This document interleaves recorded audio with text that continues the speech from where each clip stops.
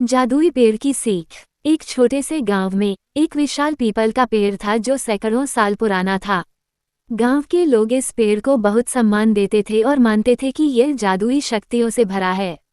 पेड़ के नीचे एक बूढ़ा व्यक्ति रहता था जिसे सभी गुरुजी कहते थे।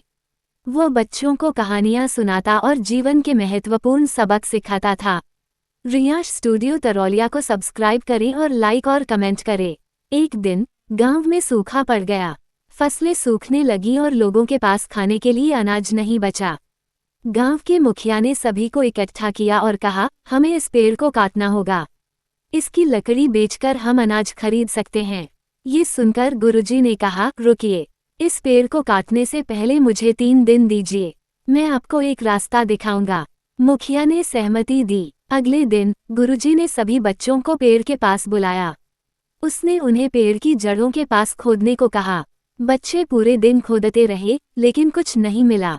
दूसरे दिन भी यही हुआ। तीसरे दिन जब बच्चे खोद रहे थे, उन्हें कुछ चमकीली चीजें दिखाई दी। वे सोने के सिक्के थे। गांव वालों को पता चला कि सैकड़ों साल पहले किसी ने यहाँ खजाना छिपाया था।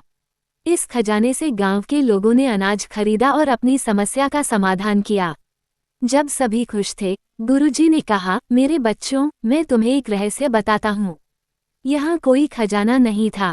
सब हैरान रह गए। गुरुजी ने आगे कहा, मैंने खुद इन सिक्कों को यहाँ रखा था।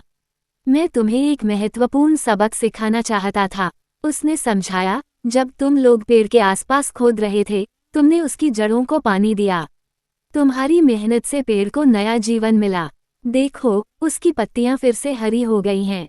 सभी ने देखा कि पेड़ फिर से हरा भरा हो गया था।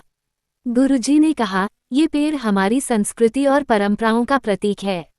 इसे काटने से हमें अल्पकालिक लाभ हो सकता था, लेकिन हमने अपनी विरासत खो दी होती।